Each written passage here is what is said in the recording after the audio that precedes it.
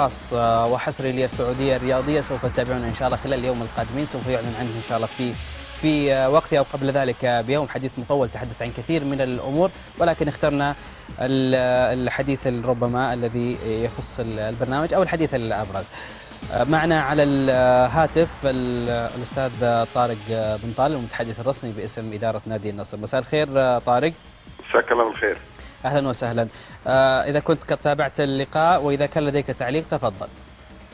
والله أنا ما أدري ليش قاعدين يقحمون الكابتن حسين عبد الغني في كل أشيائهم. أنا ما أعتقد أن كان في داعي لذكر حسين عبد الغني، خصوصا إذا عرفنا أنه إدارة الهلال دائما تقول أن ما نتدخل في نادي النصر.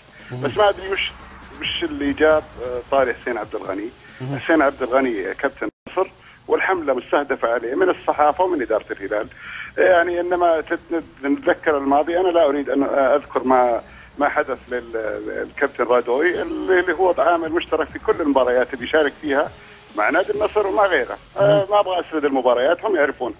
يعني أعتقد أنه محاولة التخفيف عن خطأ رادوي الفظيع ومقارنته بأشياء استفزازات داخل الملعب. نحن لا نريد أن ندخل في متاهات زي هذه. نحن الآن نعني بتركيز الجهود على فريقنا. لا نلتفت لكل هالأشياء هذه اللي نحن نعرف أهدافها. هدفها التأثير على النصر وعلى جماهيره. احنا في النصر نادي كبير يملك جماهير عريضة، ونحاول احنا قاعدين نشتغل في الملعب على اساس نجهز فريقنا للمباريات المتبقية من الموسم ومباريات الكأس الآسيوي، كأس آسيا. نعم. حتى أن نظهر بصورة جيدة. أما احنا لا نلتفت للإعلام هذه. احنا عرفنا أن النصر من بداية ظهوره الآن وعودته للمنافسة والقوة بدأ التأثير عليه من كثير من المنصات.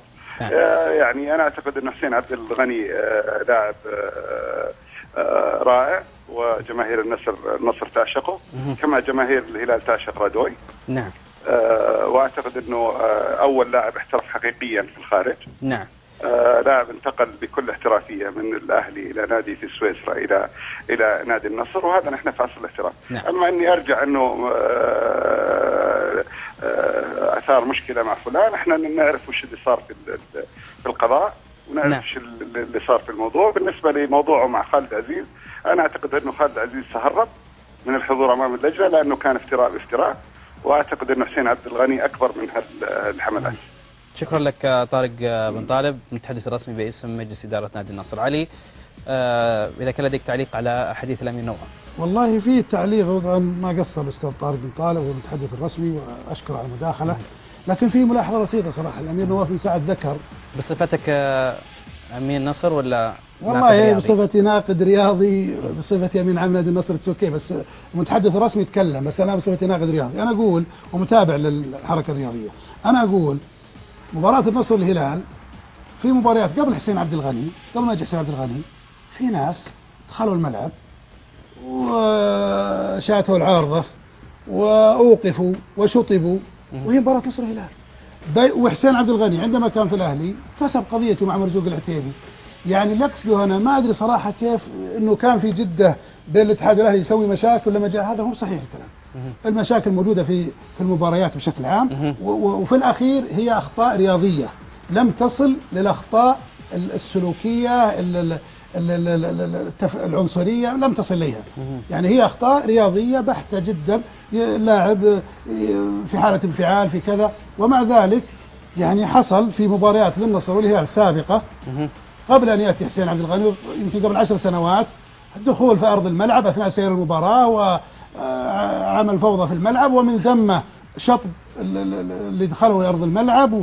وبالنسبة لقضيته في جدة لما كان يلعب مع الأهلي ضد نادي الاتحاد، هو كسب القضية نظاميا. فما أدري صراحة، أنا استغربت يعني هو الأخطاء تحدث كل المباريات. نعم. ولا فيها مشكلة، والأخطاء الرياضية العادية عشان كذا وضعت لوائح ووضعت أنظمة عشان تعالج هالأمور.